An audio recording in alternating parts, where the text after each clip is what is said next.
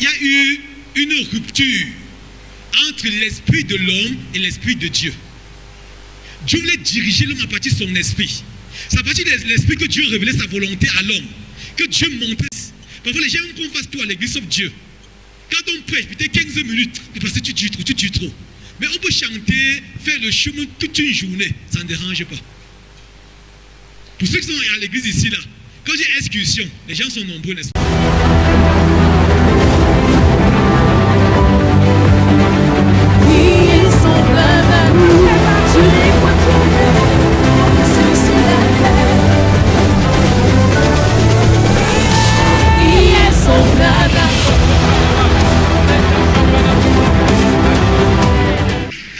Gloire à Jésus. Gloire à Jésus. Est-ce que tu peux te tenir debout, acclamer le Seigneur très fort? Alléluia. Gloire à Dieu. Amen. Lève la main, chante mon Père. Merci, parce qu'un jour nouveau se lève dans ma vie. Rien ne sera plus jamais pareil. Père, à partir de ce programme, je marcherai dans la domination tous les jours de ma vie. Au nom de Jésus, je suis né pour dominer. Je manifeste la domination. Je manifeste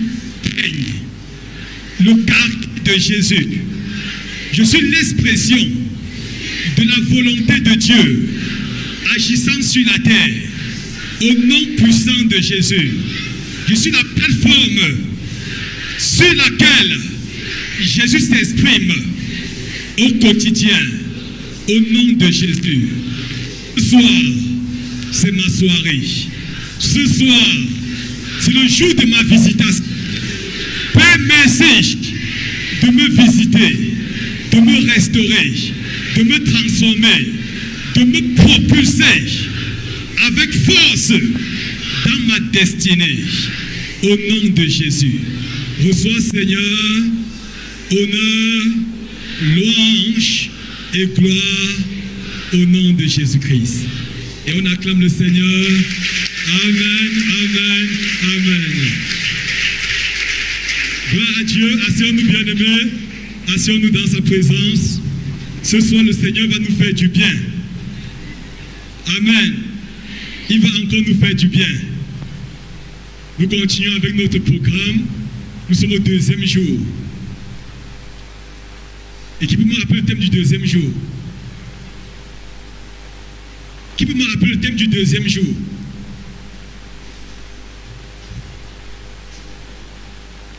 Oui. La domination perdue. Amen. Donc ce soir, nous allons parler de la domination perdue. Il y a que pour ceux qui sont ici, ne vous inquiétez pas, peu importe ce que vous avez comme problème, le Seigneur va vous visiter en ces lieux, va vous restaurer. Donc ne sois pas soucieux. Peu importe ce que tu portes comme maladie, comme mal dans ton corps, le Seigneur est vivant. Il a envoyé sa parole pour guérir. Amen. Et pour nous faire échapper de la fosse. Peu importe la fosse dans laquelle les situations t'ont placé, soit tu sortiras de cette fosse. Amen. Mais avant de sortir de la fosse, que tu comprennes les principes, que tu comprennes ce que le Seigneur veut te communiquer. Amen. La domination perdue, c'est le thème de ce soir. Toute personne qui veut décoller avec Dieu, qui veut comprendre que vous montez dans les sphères élevées en Christ, va comprendre ce qu'on enseigne ce soir. Fonctionne comme Dieu a formé l'homme. Amen. Souvenez-vous, bien-aimés, il y en a dit, quand Dieu a créé l'homme, c'est pour un seul but, n'est-ce pas? Le micro dérange un peu. Vous m'écoutez très bien, hein? Au fond, on m'écoute? Super. Et hier, quand Dieu a créé l'homme, Genèse 1, 26, il a dit quoi? Puis faisons l'homme à notre image. Selon notre... Pourquoi? Pour qu'il domine. Donc Dieu a créé l'homme pour un seul but, la domination. Et il a dit que la rédemption, le salut, étaient des accidents dans le projet de Dieu. Quand Dieu te créait, il voyait quelqu'un qui va venir implémenter sa volonté sur la terre. Dieu voulait à la base régner sur la terre à partir du ciel. Et pour régner sur la terre, il n'a pas voulu régner sur la terre en tant que Dieu. Il t'a mis sur la terre comme son représentant. Donc tu es un représentant de Dieu. Tu es le reflet de sa gloire. Tu es l'empreinte de sa personne agissant sur la terre. Voilà la volonté de Dieu à la base. Et c'est ça la domination. La domination consistait à révéler Dieu, à manifester Dieu. À être le reflet de Dieu. Maintenant, quand l'homme a chuté, il a perdu une seule chose. Quand l'homme a transgressé le commandement de Dieu, il a perdu une seule chose, la domination. Donc quand Adam, j'ai déjà dit à Genèse 2, 17-18, tu mangeras de tous les fruits du jardin et l'arbre de la connaissance du bien et du mal. Quand le jour où tu mangeras, tu mourras. Adam a mangé le fruit, il a perdu une seule chose, quoi? La domination. Et depuis qu'Adam a perdu la domination, tout ce que les hommes cherchent au quotidien, c'est la domination perdue. Tout ce que nous faisons chaque jour, tous les jours de notre vie, c'est la recherche de la domination perdue. Et maintenant, certaines personnes cherchent mal cette domination. Aussi longtemps que l'homme n'est pas revenu à son Créateur par Jésus-Christ, il peut passer toute sa vie à chercher cette domination dans les objets, dans les choses que le monde met devant lui. Certains d'entre nous cherchent la domination dans le sexe opposé. Et que non, si il veut peut-être après les femmes, après les hommes, dans les orgies et les perversions, tout ça, peut-être enfin j'aurai le bonheur, le repos. Il ne trouve pas le repos. D'autres cherchent la domination dans le bien matériel. Ils se disent que non, si j'ai de l'argent, si je construis des maisons, si j'ai des voitures, enfin je connaîtrai le bonheur, l'épanouissement, le repos. Ils ont toutes ces choses, mais ils sentent toujours le vide à l'intérieur. Il y a des gens qui sont battus pour construire des maisons, avoir des villas, des cités. Mais ils sont encore plus frustrés que lorsqu'ils n'avaient encore rien. Donc les hommes cherchent la domination dans les objets, dans l'argent. D'autres cherchent la domination dans les titres. C'est que les gens courent dans les chefferies, dans les sociétés secrètes, pour avoir des titres. D'autres même dans les églises, pour avoir des titres. Ils disent, si on m'appelle maintenant président, peut-être enfin, il serait content. Il serait satisfait. Et ils ont les titres, ils sont toujours frustrés. D'autres cherchent la domination dans les religions. Il y a tellement de religions sur la terre. Vous voyez, il y a le bouddhisme, les gens se concentrent. Il y a l'islam, les gens multiplient des prières. Il y a le christianisme. Donc les gens cherchent la domination perdue quoi? Dans la religion. Et la religion ne donne pas la domination. C'était encore rechercher la domination perdue dans quoi? Dans les sectes pernicieuses. Je crois que nous assistons à une montée en puissance des sectes pernicieuses. Tout ce que vous voyez parfois à la télévision nous parle des orgies, tout ce qui se pratique là, sont des sectes. Mais quand les gens entrent dans des sectes, ils recherchent ce qu'ils ont perdu, mais ils recherchent mal. Quand l'homme a péché, il a perdu une seule chose, la domination. Le fait que tu sois frustré, écrit, amer, tu recherches des objets, après tu n'as pas la paix, tu n'as pas le repos, c'est en fait la domination qui a été perdue. Quand Jésus est venu sur la terre, même ceux qui l'entouraient n'étaient pas encore sauvés. Qu'est-ce qu'ils recherchaient? La domination. À Matthieu chapitre 20, Jacques et Jean a dit à Jésus quoi? On dit à Jésus, fais-nous asseoir l'un à ta gauche, l'autre à ta droite. Qu'est-ce qu'ils recherchaient? La position, la domination perdue. Et chacun ici là, tous les hommes sur la terre recherchent la domination depuis que l'homme a chuté. Maintenant, pour comprendre ce qui s'est passé, parce que la chute de l'homme, la paix de la domination a créé un déséquilibre en l'homme. La paix de la domination a créé un déséquilibre en chacun de nous. C'est pourquoi ce va être posé, parce que ce qu'il va enseigner ce soir va nous aider à comprendre des choses qui viendront les jours à venir. Dis à ton voisin, sois attentif. Dis que ce soir, ça va déterminer les jours à venir. Regardez. L'homme est un être tripartite. L'homme est fait du corps, de l'âme et de... Il y a trois entités en l'homme. Ce serait prendre le temps de nous expliquer comment l'homme fonctionne. Pour que tu vois ce que la chute a créé en l'homme. La chute a affecté l'homme, a détruit l'homme.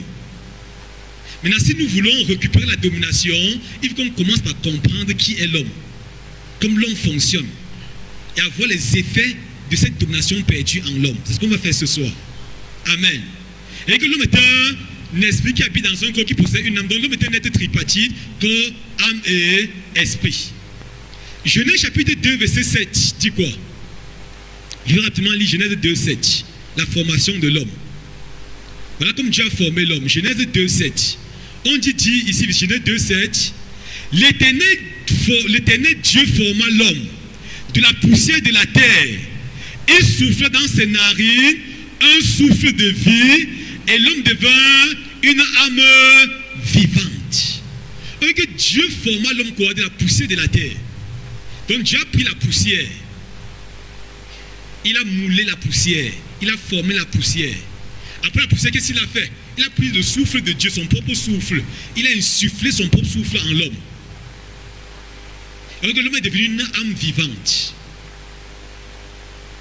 La poussière là, représente quoi? Le corps, la partie inerte, la partie matérielle, la poussière. Maintenant, Dieu a pris le souffle de Dieu. Il a soufflé le souffle de Dieu en l'homme. Le souffle de Dieu en l'homme a formé le souffle de l'homme. Maintenant, le contact entre le souffle de l'homme et le corps matériel a formé une entité qu'on appelle âme. Est-ce qu'on est ensemble? Donc l'âme est née du quoi? Du contact entre le corps et l'esprit. Donc l'âme se situe entre le corps et l'esprit. L'âme est comme l'enveloppe extérieure de l'esprit et le corps est l'enveloppe extérieure de l'âme. Est-ce qu'on est ensemble? Ce que je dis, c'est soyez que ça soit un peu compliqué, mais il faut qu'on comprenne très bien. Donc quand Dieu a soufflé en l'homme, le contact, donc le souffle de Dieu a fait naître le souffle de l'homme. Maintenant le souffle de l'homme, le contact du souffle de l'homme et la matière a formé ce qu'on appelle âme. On dit qu'il devient une âme vivante. L'âme est la combinaison entre le corps et l'esprit. Est-ce qu'on est ensemble? J'insiste à parce que tout à l'heure, vous allez voir ce qui s'est passé en l'âme quand on a chuté. Quand on a commencé à parler de la chute de l'homme. Donc l'âme, c'est la combinaison entre quoi? Le corps et l'esprit. L'âme représente et exprime l'individualité du corps. L'âme représente et exprime l'individualité du corps. Vous voyez que dans l'Ancien Testament, parfois on dit que l'âme qui pêche, c'est celle qui mourra. Parce que l'âme a tellement pris le dessus que parfois on représente le corps par l'âme. Quand quelqu'un mange, que son âme repose en paix parfois, n'est-ce pas? Donc l'âme a fini par représenter même le corps en personne. L'âme enfin, l'âme, le corps, enfin, l'âme, je l'ai dit, n'est-ce pas, représente le corps. Donc on parle de corps, âme, esprit. Très souvent quand on parle, on voit plus l'âme. L'âme représente, parce que l'âme est le siège de la volonté chez l'homme. Le corps est l'agent d'exécution des volontés de l'âme. Donc le corps exécute juste. Est-ce qu'on est ensemble? Donc ton corps aussi n'a pas la capacité, donc il obéit à ce que l'âme dit. Quand l'âme dit monte, il monte. Quand l'âme dit descend, il descend. Donc l'âme maintenant est comme au centre. Mais tel était la volonté de Dieu au début. Dieu voulait communiquer avec l'homme à partir de son esprit. Parce qu'il y a une différence entre l'esprit de Dieu et l'esprit de l'homme. À la nouvelle naissance, une seule chose se produit. L'esprit de Dieu vient dans l'esprit de l'homme. On parle de nouvelle naissance. Quand l'esprit de Dieu entre dans l'esprit de l'homme. Quand il chute maintenant, l'âme a pris le dessus. C'est comme maintenant on voit les différentes parties du corps, de l'âme et de l'esprit. Et ça va nous aider à comprendre la suite. Ça, c'est la fondation pour une vie spirituelle authentique. Amen. Le corps est fait de... À l'école primaire, on dit que le corps a 3 parties, n'est-ce pas? La tête, le tronc et les... Tout le monde connaît ça. Le corps exécute juste. Le corps, c'est la partie matérielle de l'homme. Il obéit. Maintenant, à côté du corps, il y a l'âme. Et c'est-à-dire que l'âme est juxtaposée entre le corps et l'esprit. L'âme est une partie également immatérielle. L'âme aussi a 3 parties. Amen. L'âme a 3 parties. L'âme est le siège des sentiments, de la pensée et de la volonté. Vous voyez 3 parties de l'âme. Les sentiments, les pensées, la volonté. Amen. La volonté, c'est quoi? C'est l'instrument qui donne la capacité de choisir, de faire des choix. C'est la volonté. Si on enlève la volonté, on devient comment? On devient comme un Robocop, comme une marionnette, comme un automate. Il n'y a plus de volonté. Donc Dieu a mis en nous, dans l'âme, la dimension qu'on appelle volonté, qui te donne de choisir. Est-ce qu'on est ensemble? Maintenant, les sentiments, la pensée. J'ai parlé de l'âme, j'ai parlé de l'âme, j'ai parlé premièrement de la volonté, qui est l'instrument des décisions, qui nous permet de faire des choix. Ça, c'est la volonté. Sans la volonté, l'homme devient un automate, un robocoq. Il est comme une marionnette. Maintenant, à côté de la volonté, il y a la pensée ou l'intelligence. La pensée ou l'intelligence qui est le siège du raisonnement, des facultés intellectuelles. Donc la pensée ou l'intelligence est le siège quoi? Du raisonnement, des facultés intellectuelles. Sans la pensée, l'homme devient comment? Bête. Il devient idiot. Et enfin, il y a la troisième entité qui est quoi? Les sentiments. Les sentiments qui est le siège des préférences, des émotions. On est ensemble. Il faut que tu comprennes pour voir maintenant l'effet de la chute sur l'homme. Donc les sentiments sont l'instrument des préférences, des émotions. Sans les sentiments, l'homme devient comme un morceau de pierre sec. Personne ne change sa volonté. Il est insensible. Donc ces sentiments, il faut être sensible. Maintenant, à côté, on a également l'esprit. L'esprit qui a également trois entités. Amen. L'esprit, c'est la partie immatérielle. C'est comme le centre de l'homme selon Dieu. L'esprit est le siège de la conscience, de l'intuition et de la communion. Voilà trois entités de l'esprit. La conscience, l'intuition et la communion. La conscience, c'est quoi? C'est l'instrument, la conscience est l'instrument qui nous permet de distinguer le bien du mal. Il y a la conscience de l'âme, il y a la conscience de l'esprit. Donc ici, la question de la conscience de l'esprit. C'est l'instrument qui permet de distinguer le bien du mal. Toute personne qui vient au monde, Dieu a mis dans notre esprit la conscience. Indépendamment des facteurs extérieurs, indépendamment des influences extérieures, la conscience te fait distinguer le bien du mal. La conscience est comme un système d'alarme que Dieu a mis en l'homme, qui interpelle l'homme chaque fois qu'il fait mal. On n'a pas besoin d'être chrétien pour avoir ça. Est-ce qu'on se comprend? Même quand un bébé vient au monde, il est encore bébé. Parfois, vous voyez, il a croqué le sein de la maman. Directement, il se sent coupable. Il est encore bébé. Sa conscience. On n'a jamais dit que si tu croques le sein, c'est mauvais, c'est mauvais. Il est consciemment. C'est tout un système d'alarme que Dieu a établi en nous qui nous interpelle chaque fois que nous faisons mal. Voilà la conscience. Après la conscience, on a l'intuition. J'avais mon intuition. C'est l'instrument qui nous permet d'apporter les révélations divines. Donc quand Dieu parfois te donne une parole de connaissance, une parole de sagesse, ça vient très souvent dans l'intuition. Est-ce qu'on se comprend? Donc l'intuition est l'instrument qui nous apporte, l'instrument qui apporte des révélations divines. C'est le lieu où le Saint-Esprit s'exprime dans l'esprit humain. Et pour regarder ici, je dis, au deuxième banc, il y a quelqu'un qui a mal au genou droit. Je sais ça comment? Le Saint-Esprit communique à mon esprit humain au niveau de l'intuition et j'ai la révélation là.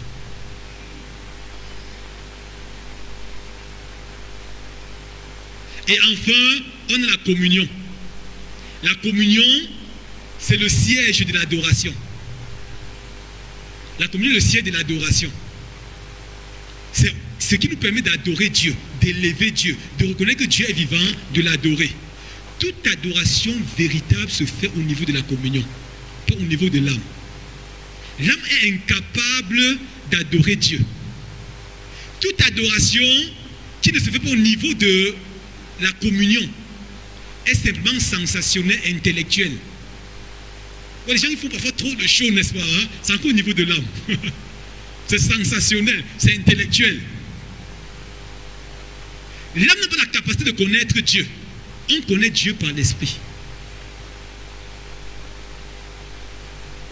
L'âme donne les informations sur Dieu. Mais l'esprit nous amène à connaître Dieu. Tu peux lire des livres sur Dieu, ça va te donner des informations. Et que Dieu est omniprésent, omniscient, omnipotent, il est tout puissant.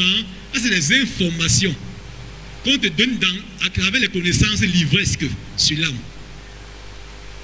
Quand tu fais des études bibliques, théologiques et autres, connaissances sur Dieu, tu as des informations sur Dieu. Mais en réalité, Dieu se fait connaître par la communion. Dis à ton voisin la communion. Voilà les trois entités de l'âme. On a vu comme le corps fonctionne, comme l'âme fonctionne, on ne va pas entrer dans tous les détails. On est dans l'essentiel. Et comme l'esprit fonctionne. Maintenant, qu'est-ce qui s'est passé à la chute? Quand l'homme a chuté, il a perdu la domination. Revenons maintenant à Genèse chapitre 2, 17-18. Genèse 2, 17-18. Donc, toutes les trois entités de l'âme ont été affectées. Et ça a affecté toutes les autres entités toutes les entités de l'esprit ont été affectées. Et on finit par affecter les entités du corps et de l'âme. Amen. Et c'est comme ça que l'enseignement de ce soir, c'est plusieurs vont comprendre un peu difficilement. Genèse chapitre 2. Mais on va comprendre par la grâce de Dieu. Genèse 2, 17-18. Mais tu ne mangeras pas de l'arbre de la connaissance du bien et du mal, car le jour où tu en mangeras, tu mourras. Quand l'homme a mangé instantanément, il n'est pas mort. Il a continué à vivre. Il a fait des centaines d'années. Il marchait, il parlait, il s'amusait. Il continuait à avoir sa femme, à éduquer ses enfants, mais pour Dieu, il était mort. Il était mort comment? La mort a commencé au niveau de l'esprit de l'homme. Son corps vivait encore, son âme était encore pleine de vie. Mais au niveau de son esprit, la mort a d'abord affecté l'esprit de l'homme. Et progressivement, la mort a touché son âme. Et la mort a fini par son corps. Donc le corps, c'est l'état final. Amen. Quand l'homme a péché, première chose, au niveau de son esprit et conscience, ont été omnibulés par le péché. Quand on parle de la mort spirituelle, en fait, l'esprit ne meurt pas. Mais l'esprit est omnibulé. Donc l'homme a perdu la conscience de Dieu. C'est la mort spirituelle. Quand l'homme a péché en Éden, première chose qui s'est passée, il a perdu la conscience de Dieu. C'est pourquoi quand Dieu vient dans le jardin, j'ai entendu ta voix et je me suis caché. Et ça arrive à tous ceux qui sont dans le monde. Et même dans les églises. Parfois les gens aiment qu'on fasse tout à l'église sauf Dieu. Quand on prêche, peut-être 15 minutes, parce que tu dis trop. Mais on peut chanter, faire le chemin toute une journée, ça ne dérange pas. Pour ceux qui sont à l'église ici, là, quand j'ai excursion, les gens sont nombreux, n'est-ce pas? Quand il y a retraite spirituelle, ils disent que non, ils ne sont pas là. Donc, la chair est les choses de l'esprit. Si tu commences à lancer un commentaire avec quelqu'un, tu parles de tout, ça ne l'énerve pas. Mais quand tu commences à parler de Dieu déjà, il se fâche. C'est vrai, hein? Même les parents parmi nous, ton enfant peut faire tout genre de dégâts, tu acceptes. Mais quand il prie déjà trop,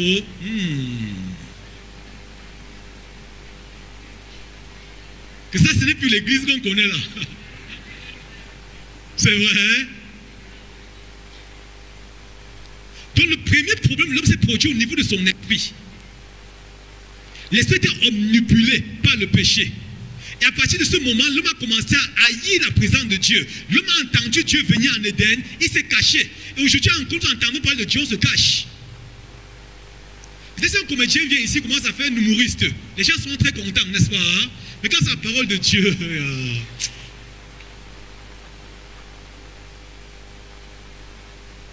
Parce que quand la parole de Dieu, ceux qui viennent parfois viennent à cause des problèmes. Non, ce n'est pas les problèmes, certains ne viendront même jamais. C'est vrai, hein? Quand il y a un festival, tu dis que sûrement il serait guéri. Tu es là. Mais ceux qui vont t'enseigner, tu vas dire, ah, enseigner, ça nous aide à quoi? Mais ceux qui quand un humoriste vient, tu vas aimer sa parole. Pourquoi? Parce que depuis que l'homme a péché, l'esprit humain est l'esprit de Dieu. Donc l'esprit humain a perdu la conscience de Dieu, ne veut plus Dieu. Amen. Et parce que l'esprit humain a perdu la conscience de Dieu, on parle de mort spirituelle, la séparation, la déconnexion, la rupture entre Dieu et l'homme. Et maintenant, parce que l'homme s'est séparé de Dieu, il est devenu vulnérable à Satan, aux attaques du diable. Pourquoi Satan maintenant commence à contrôler les hommes, à les influencer, les rendre malades, les oppresser, les posséder, les dominer, les tourmenter. L'homme qui est spirituellement mort peut continuer à venir à l'église, peut même prêcher la parole, peut même enseigner très bien, mais être séparé de Dieu. On se comprend, hein? Le fait que tu sois zélé à l'église, chante, prends le micro, chante, ne veut pas dire que tu es en communion avec Dieu. Tu peux faire tout ça comme activité religieuse simplement. Maintenant, tu n'as plus la capacité de dominer.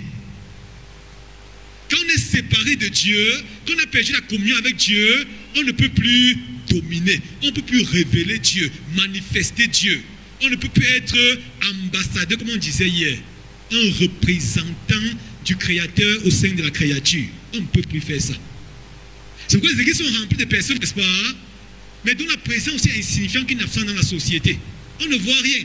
C'est comme si ces églises faisaient trop de bruit. Les chrétiens font beaucoup de bruit, mais la société ne voit rien. Pourquoi? Parce que niveau communion, il y a un problème. Donc, première chose qui s'est produite quand l'homme a chuté, c'est quoi? La rupture de communion. La perte de la conscience de la présence de Dieu. Maintenant, la rupture avec Dieu a produit 4 autres ruptures en l'homme. Amen. Ce qu'on dit ce soir est très important pour avancer avec Dieu. Donc la rupture avec Dieu. Quand l'homme s'est séparé de Dieu, 4 autres choses sont produites en lui. Il y a premièrement une rupture avec lui-même. L'homme a perdu le contact avec lui-même. Il a commencé à manquer de paix, à ne plus avoir le repos, à chercher à combler le vide et l'absence de Dieu dans sa vie par des choses que le monde met devant lui. Donc le fait que nous cherchons à combler le vide et l'absence de Dieu par tout ce que nous voyons, vient du fait que Dieu, le vide de Dieu, il y a eu une rupture avec nous-mêmes. L'homme est devenu un être foncièrement égoïste. Donc tout est centré désormais sur moi. Quand un homme a détourné 30 milliards, il fait quoi 30 milliards? C'est la rupture avec soi-même. Il y a un déséquilibre en l'homme. Quand un homme est en train de chercher les femmes partout, donc il est égoïste, centré sur lui. Et retenez ceci, bien aimé. L'égoïsme est comme la source principale de tous les péchés. Tous les péchés. Les péchés ne naissent pas l'égoïsme et s'entretiennent par l'égoïsme. Le fait d'être centré sur toi, de vouloir tout posséder. Or, Dieu veut être au centre, n'est-ce pas? Mais puisque l'homme est séparé de Dieu, il veut être au centre de sa propre vie. Il veut tout diriger. Le fait que tu ne tolères pas qu'on te dise certaines choses, c'est l'égoïsme. On dit ça à qui? Au Cameroun maintenant, tout le monde sait que il sait qui je suis. Ou un peu. Ou dans un taxi, ou quelqu'un qui est mal chaussé, tout ça, il sait à qui s'adresse. Donc l'homme est centré sur lui. L'ego. Et désormais, qu'est-ce qui va se passer? Il y aura des complexes, des jalousies, il y aura tellement de choses en l'homme. Perte de communion avec lui-même. Amen. Troisième chose qui s'est produite, c'est quoi? Maintenant, l'homme, il y a une rupture entre l'homme et son prochain, et son semblable. Adam, au début, a dit que voici celle qui est os de mes os, chair de ma chair, elle s'appellera femme. Mais il a commencé à dire à Dieu, qu'est-ce qu'il a commencé à dire à Dieu quand il a péché? Et la femme que tu m'as donnée. Donc l'homme est devenu désormais un loup pour l'homme. Et pour la plupart d'entre eux, quand on parle de domination, les gens voient la domination comme beaucoup le moyen d'exploiter, manipuler, intimider les autres. Pourquoi tout le monde va avoir la première place dans les entreprises, dans les églises? Parce que c'est la position pour bien écraser et mater. Dit ce qu'on pense.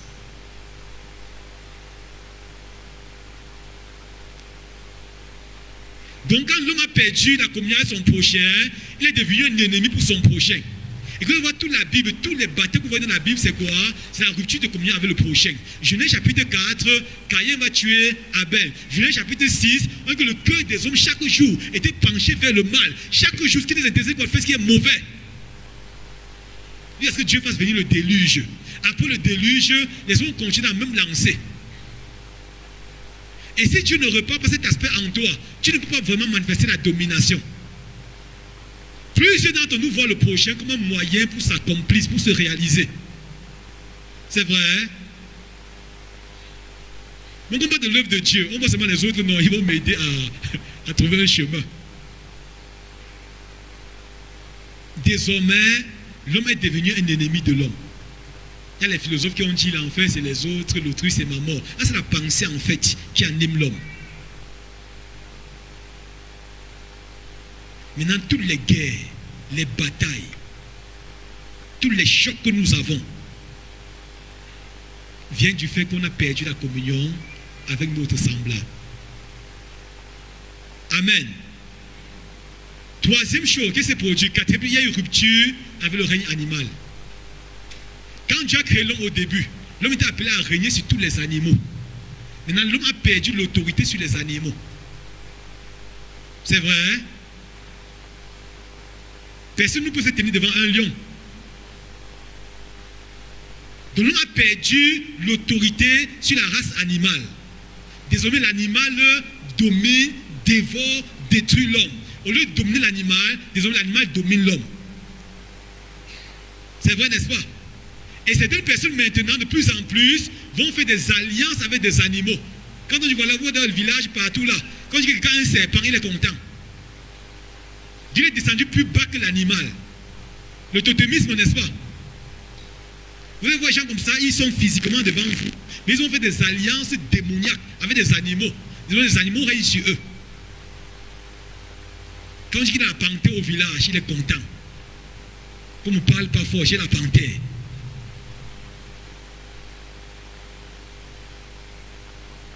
C'est le totémisme. Et je sais qu'il y a quelqu'un ici. La bonne nouvelle, c'est que si tu as un totem ce soir, Dieu peut te libérer. Mais tu es devenu esclave. Au lieu de dominer sur les animaux te dominent. Quand tu passes au quartier là en soirée, tu vois les hiboux partout. La plupart de ces hiboux ne sont pas des animaux. Ce sont des totems. Le corbeau, totem. Serpent, totem. Lion, totem. Donc l'homme a perdu l'autorité. Souris, totem, n'est-ce pas? Donc tu as dit à Dieu que non. Au lieu de régner sur la souris, laisse que la souris règne sur moi.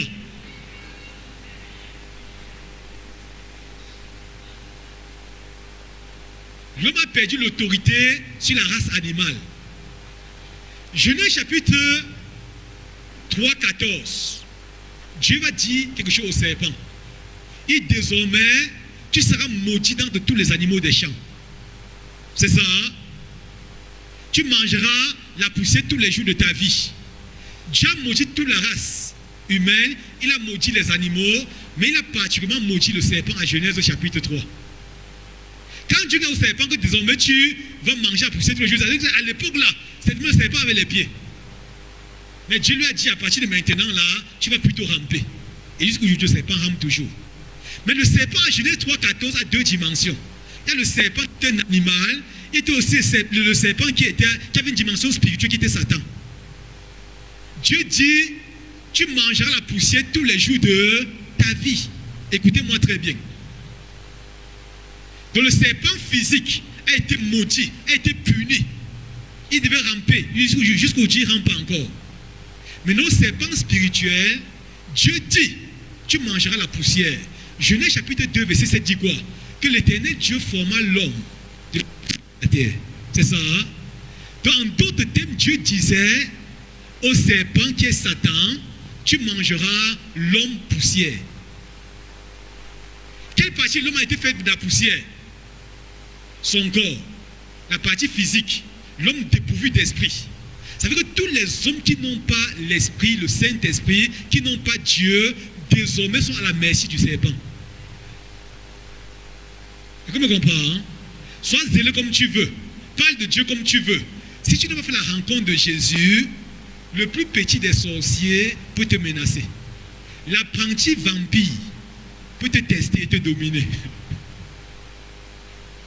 Quelqu'un m'a compris? Quand tu dis que tu mangeras la poussière, donc tu mangeras l'homme dépourvu d'esprit. L'homme qui n'a pas le Saint-Esprit, l'homme qui n'a pas fait la rencontre de Jésus, est à la merci de Satan. C'est pourquoi chaque jour, parfois, on va nous dire, il y a un chrétien qui aimait Dieu, les sorciers l'ont tué. On a tué quel genre de chrétiens? Ces gens qui remplissent les églises, mais qui n'ont pas de communion avec Dieu. Est-ce qu'on est ensemble? Tu peux venir à l'église tous les jours de ta vie. Satan n'est pas impressionné par un homme qui vient à l'église. Satan n'est pas impressionné quand les gens chantent, dansent, prêchent la parole. La seule chose qu'il les ferait, c'est Christ en toi. C'est pourquoi 1 Jean 4,4 va dire quoi? Celui qui est en nous est plus grand que celui qui est dans le monde. Donc s'il n'y a pas le plus grand en toi, tiens-toi tranquille, tu as l'impression, tu ne ferais pas le monde des ténèbres.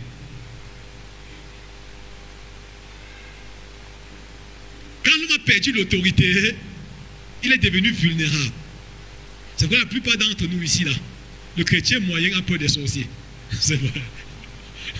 Si tu dis maintenant qu'il n'a pas peur des sorciers, on dit, le pasteur, c'est un orgueilleux spirituel. Mais on dit que non, c'est un orgueilleux. Il dit qu'il n'est pas sorcier. Pourquoi? Parce que pour la plupart d'entre nous, nous fréquentons les églises, nous n'avons pas rencontré le Seigneur de l'église. Amen. Et la bonne nouvelle ce soir, ce qu'il te faut, c'est rencontrer Jésus. Tant que tu n'as pas Christ bien-aimé, quand on parle de malédiction en famille, des blocages, des sorciers qui se lèvent en famille, tuent des gens progressivement. Si tu n'as pas Christ, ils finiront par te tuer, même si tu fréquentes l'église. Même si le pasteur prie pour toi tout le temps. Même si tu fais des nuits de prière. Dieu a clairement dit au serpent, il y a que le serpent a deux dimensions, physique et spirituelle. Le serpent était aussi Satan. Et Dieu a dit à Satan, tu mangeras la poussière, tu mangeras l'homme dépourvu de la dimension esprit. C'est vrai qu'un prêtre à l'église, il est ancien, il est pasteur, mais il a tellement peur. Il va te dire que les sorciers me menacent, vraiment, c'est pas facile.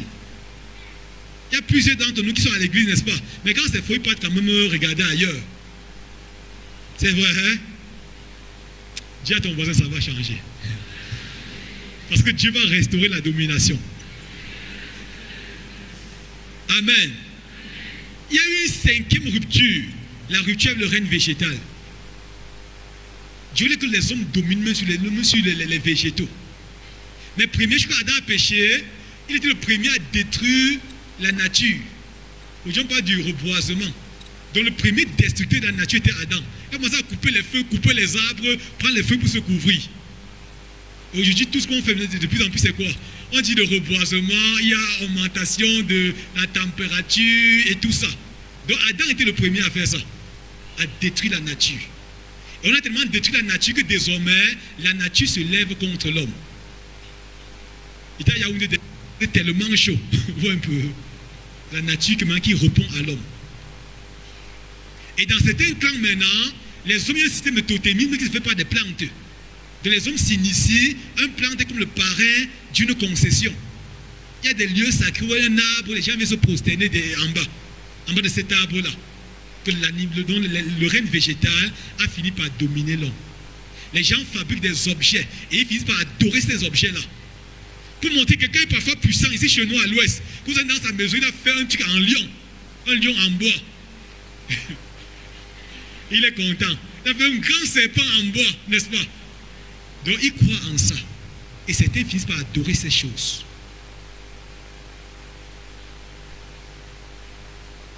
Donc la chute a fait que l'homme perd la domination, même sur le règne végétal. Amen. Retournons dans la Genèse. Genèse chapitre 2, 28. Dieu va dire ici à l'homme, Genèse 2, 28. Dieu les bénit et Dieu leur dit, soyez féconds, multipliez, remplissez la terre et la sujettissez et dominez sur les poissons de la mer, sur les oiseaux du ciel, et sur tout animal qui se meut sur la terre. Soyez féconds, n'est-ce pas? Il y a 5 choses que Dieu va dire ici. 5 choses, n'est-ce pas? On dit ici, Dieu les bénit, Dieu les dit, soyez féconds, multipliez, remplissez, assujettissez et dominez. Donc Dieu a équipé l'homme au début. Il a donné 5 choses. Être fécond, multiplier, remplir. Dieu établissait l'homme comme prêtre. La fécondité, la productivité était la dimension prêtrise de l'homme. Donc l'homme était comme un prêtre appelé à gouverner la création de Dieu.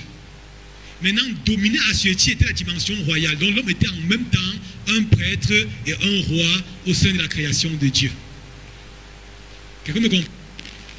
Maintenant, quand il a péché, il a perdu la royauté et la prêtrise. La prêtrise envoie la sanctification, à la pureté, à la vie qui honore, qui donne gloire à Dieu. La royauté renvoie la capacité de gouverner la création de Dieu, de gérer les choses de Dieu. Quand l'homme a péché, il a perdu tout ça. Mais il s'est produit quelque chose entre l'âme et l'esprit. Dieu voulait à la base que l'homme soit gouverné à partir de son esprit. Et avant la chute, il y avait une parfaite harmonie entre le corps, l'âme et l'esprit. Et parce qu'il y avait une parfaite harmonie entre le corps, l'âme et l'esprit, l'homme avait la capacité de gouverner, de régner sur toute la terre, d'appeler le lion et le lion se soumet, d'appeler l'éléphant, de ne craindre rien. Il peut entrer dans la mer, nager, il n'avait pas peur du crocodile. Il y avait une parfaite harmonie entre les 3 entités. Maintenant, quand l'homme a péché, quand l'homme a chuté, qu'est-ce qui s'est passé? L'âme s'est révoltée contre l'esprit. Donc Dieu à la base communiquait sa volonté à l'esprit humain. L'esprit humain donnait la volonté de Dieu à l'âme. L'âme à son tour transmettait au corps et le corps exécutait. Quand il y a chute, qu'est-ce qui s'est passé? L'âme a pris le dessus. L'âme a supplanté. L'âme a évincé l'esprit. L'âme a fini par tenir, par dominer l'esprit. L'âme a dit que je ne dépends plus de toi désormais. C'est pourquoi désormais on confond, quand on parle parfois, il dit qu'on a 2 entités, âme et corps. Parce que l'âme a tellement dominé l'esprit que la mentalité populaire, ceux qui ne connaissent pas Dieu, ne pensent pas que l'esprit existe. Pour les philosophes qui ne sont pas de la Souke, de la Soma, n'est-ce pas? Donc l'esprit n'existe pas. Ça s'est passé comment? À la chute, l'âme a pris le dessus, a tenu l'esprit, a étouffé l'esprit, a fini par dominer sur l'esprit. C'est pourquoi, quand on lisait la Bible, Jude chapitre 1, verset 19, on parle des hommes sensuels. Les hommes sensuels n'ayant pas l'esprit. Jude 19, on peut lire ça. Hein? Et comme l'homme Jude va dire, c'est ce que Jude dit. Quelqu'un comprend ça très bien. Quand on parle de la restauration et de la domination, tu vas comprendre ce que Dieu va restaurer en toi. Jude 19. Regarde ce que Jude va dire. Ce sont ceux qui provoquent des divisions, hommes sensuels n'ayant pas l'esprit. Donc l'homme est devenu sensuel. L'homme est devenu un être psychique. Or, Dieu voulait qu'un homme soit un être spirituel à la base. L'homme à la base est un être spirituel. Mais la paix de la domination de l'esprit a fait que l'homme devient un être psychique.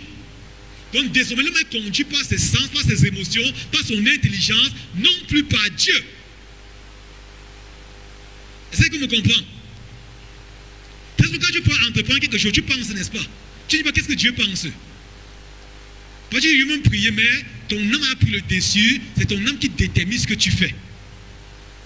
L'homme est devenu un être sensuel, un être psychique. L'esprit est désormais étouffé. C'est pourquoi parfois quand on te dit que Dieu a parlé, tu ne crois pas. Parce que Dieu ne parle même plus. Et même les églises que Dieu m'a parlé, on dit que non, là c'est la secte. C'est vrai. Il y a des églises, même les chrétiens zélés. Et que Dieu m'a parlé, moi je dis, le gars c'est un sorcier. Dieu t'a parlé comment? Dieu parle encore. Il parlait à l'époque.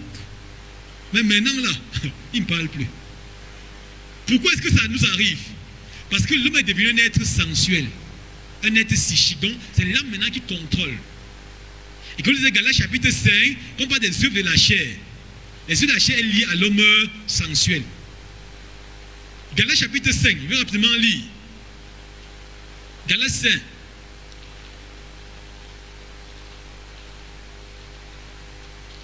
Galates 5, verset 19 en montant. Galates 5, 19 et suite, il dit quoi? Il dit ici, or les œuvres de la chair sont manifestes.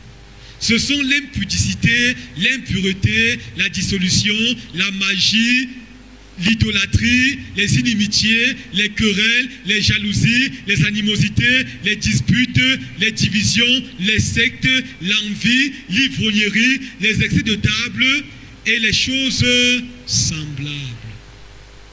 Vraiment, c'est lui qui est devenu le lot de l'homme. Tous les hommes que vous voyez qui n'ont pas Christ, ça c'est leur œuvre.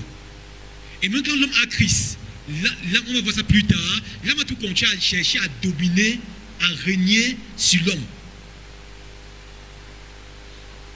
Et toutes ces choses, la magie, toutes ces choses sont les choses qui sont liées à l'homme psychique, l'homme charnel, l'homme sans Dieu.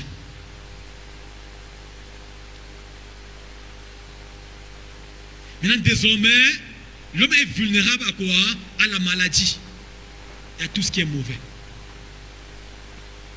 Puisque l'esprit ne contrôle plus, c'est plus Dieu qui gouverne, c'est l'homme qui gouverne désormais. Parce que l'homme gouverne, il est vulnérable à la maladie, à la faiblesse, au vieillissement, à la fatigue.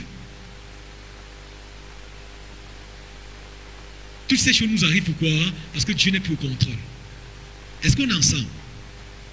Je parle vraiment doucement des hommes, pour que tu comprennes que si tu vis encore des choses compliquées, c'est parce que Dieu voulait que ton esprit règne sur ton être. Mais l'âme a dominé l'esprit, a fini par prendre le contrôle. Et quand l'âme a pris le contrôle, tu es désormais vulnérable aux attaques. Désormais, l'homme est vulnérable aux attaques de Satan, qui peut faire de sa vie ce qu'il veut. Amen. Galates chapitre 5, ça va dire quoi? Que les œuvres de la chair sont opposées à ceux de l'esprit. Il y a une opposition. Nous haïssons de manière naturelle, nous sans faire des efforts, on hait les choses de Dieu. Pourquoi? Ça perd de la domination. Tout ce que vous voyez de plus en plus qui monte en force, des orgies, vous allez à Internet maintenant, les gens veulent se mettre pratiquement nus, les gens sont à la recherche de pouvoirs mystiques. C'est la perte de la domination qui amène l'homme dans ces choses. L'homme a perdu la domination. Dieu ne règne plus. Et demain, on va voir comment la domination est restaurée. Quand tu es chrétien, quand tu as dit, on t'a lié en famille, tu ne creuses pas le fétiche, rien ne va marcher pour toi. Pourquoi tu vis ça? Perte de la domination. Si tu n'es pas vraiment en Christ, tiens-toi tranquille. Tu peux dire que c'est non effet, ça n'a pas d'effet sur ma vie. Mais si tu n'as pas Christ, ces choses vont continuer à agir sur toi. J'ai vu des gens qui ont brisé des liens depuis des années. Et ils brisent année après année, n'est-ce pas? Il y a des gens qui sont venus à ce programme, s'ils attendent que le pasteur dise que maintenant on va briser les liens paternels, liens maternels et tout. Il y a que les liens n'existent pas, les liens existent. Mais les liens agissent sur qui? Sur ceux qui n'ont pas Christ. Donc quand chaque fois de Dieu à l'église va briser les liens du 1er au 31, c'est parce qu'en fait tu n'as pas encore, Christ n'a pas encore pris la place qu'il lui faut dans ta vie. Et quand Christ ne règne pas encore, les principautés, les dominations, les esprits familiers continuent à faire le travail. Amen. Tu peux être un chrétien zélé, être tenu. Pourquoi? Parce que tu n'as pas donné à Christ la place qui lui revient. Amen. Plusieurs personnes parmi nous tournent comme le CD, n'est-ce pas? Tournent depuis des années. On fait tout genre de prières. On envoie le feu. Satan n'a pas peur du feu. Il a peur de la présence de Christ en toi. Amen. Il veut que Christ soit établi en toi. En résumé, ce soir, on va beaucoup prier ce soir. La perte de la domination a troublé toutes les entités de l'homme. L'homme a été affecté au niveau de son esprit. Son esprit maintenant a affecté son âme. Et son âme à son tour a influencé son corps. Le corps désormais conduit non sous la volonté de Dieu, mais sous la volonté de l'âme. L'esprit est étouffé et n'agit plus. Et l'homme est désormais vulnérable. L'homme a perdu la communion avec Dieu. La paix de la communion avec Dieu entraîne la paix de la communion avec lui-même. Il n'a plus de repos, il n'a plus de paix, il n'a plus de joie. Il a perdu, il a rupture avec son semblable. L'homme ne voit plus son semblable comme Dieu veut qu'il le voie. On n'a pas de paix, la domination sur la race animale, la race végétale. L'homme a tout perdu. Il est désormais errant. Il y a des gens qui sont comme Caïn, n'est-ce pas? Quand Dieu maudit Caïn, il y a qui désormais c'est errant sur la terre. Il y a des gens qui errent comme ça dans la vie. Donc, aussi longtemps que Christ ne prend pas la place qui lui revient, nous sommes errants. On peut avoir beaucoup de biens matériels, beaucoup d'objets sur la terre et être errant selon Dieu, parce qu'on n'est pas revenu à son Créateur. Amen. Et la bonne nouvelle ce soir, bien-aimé, c'est que Dieu va restaurer cette domination perdue. Donc demain, on va insister sur la restauration de la domination. Aussi longtemps que tu es dans l'église, si tu n'as pas compris ce qu'on va dire demain, si tu n'as pas encore intégré ce qu'on va dire demain, tu es encore vulnérable. Pendant des années, les chrétiens étaient tourmentés par un petit sorcier au quartier. Tu vas beau dire ce que tu dis. Ils appliquent toutes les prières stratégiques, ça ne marche pas. Pourquoi? La paix de la domination a donné le pouvoir au serpent sur l'homme animal. Le seul moyen, c'est de retourner radicalement à Christ. Amen. Il y a même des maladies. Quand tu vas comprendre l'œuvre achevée de Jésus, quand l'œuvre de Jésus va devenir partie intégrante de ta vie, les maladies là vont s'en aller toutes seules. On se comprend, hein? Oh, il a porté nos maladies, il s'est chargé de nos douleurs, par ses meurtrissures. Nous sommes. On peut dire, tu peux me réciter ça chaque jour, mais tu n'expérimentes pas ce que Jésus dit. Et ce que Jésus a dit devient une partie intégrante de ta personne. Que tu vas accepter ça. Ça devient une réalité dans ton esprit pour commencer à agir sur ton corps. Amen. Amen. Est-ce que est béni ce soir? Je parle doucement ce soir, n'est-ce pas? C'est qu'on comprend. Si tu ne comprends pas ça, ça sera difficile, bien-aimé. Ça, tu vas commencer à continuer à adorer Dieu par ton âme. Et tu seras choqué quand quelqu'un va commencer à te dire que Dieu a fait ceci ou cela. On va s'arrêter ce soir. On n'est pas dans la restauration et la domination demain. On peut moins s'arrêter ce soir et retourner de façon totale à Christ. Quelqu'un me comprend, hein? Le seul moyen pour toi de t'en sortir dans ce monde qui est comme une jungle, c'est de retourner totalement à Christ.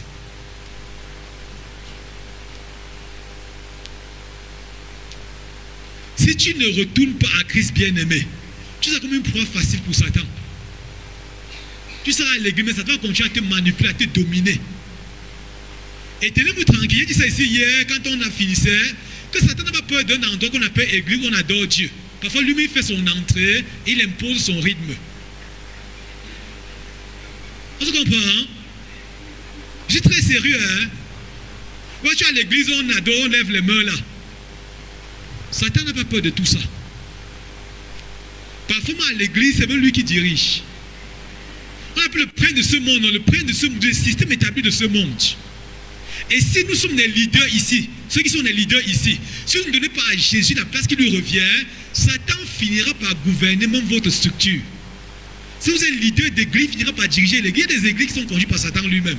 Satan ne va jamais venir avec les cornes dirigées. Il cherche toujours un homme, comme on l'a dit hier. Il cherche un homme. Il communique sa volonté à l'homme. Il dit que dis-leur que cette façon de prier n'est pas bien. Quand on prie, on ne lève pas les mains, on ne ferme pas les yeux.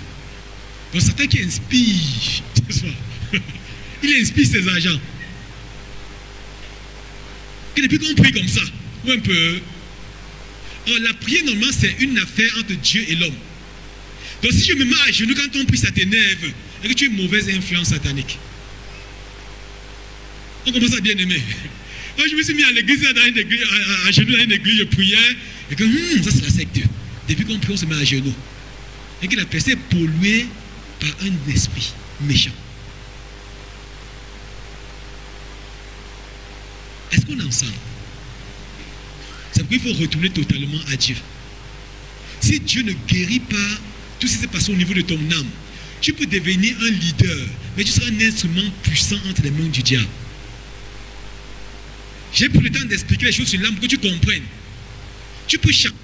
Si Dieu n'a pas pris le temps de restaurer toutes ces choses au niveau de ton âme, tu vas utiliser Dieu pour t'accomplir. Donc Dieu sera que le moyen, Dieu sera un moyen pour te réaliser. Parce que Dieu ne sera jamais sur le trône. Est-ce qu'on est ensemble? Tu vas chanter pas pour donner gloire à Dieu, pour donner gloire à toi-même. Tu vas prêcher pas pour donner gloire à Dieu, pour donner gloire à toi-même. Parfois les gens servent Dieu. En fait, ils disent qu'ils servent Dieu, ils se servent eux-mêmes. Donc Dieu n'est que le moyen pour s'accomplir. Il dit que Dieu restaure tous ces éléments-là. Si ton âme n'est pas restaurée, tu seras égoïste. Et quand quelqu'un est égoïste, même qu'il vient au service de Dieu, il ne sert pas Dieu, il se sert. Donc tu seras là soit pour avoir de l'argent, soit pour avoir la position, l'influence et les titres. C'est pourquoi de plus en plus on vend presque tout dans les églises. C'est vrai. Dès que Dieu reprenne la place qui lui revient. Dis à ton voisin que Dieu reprenne la place qui lui revient.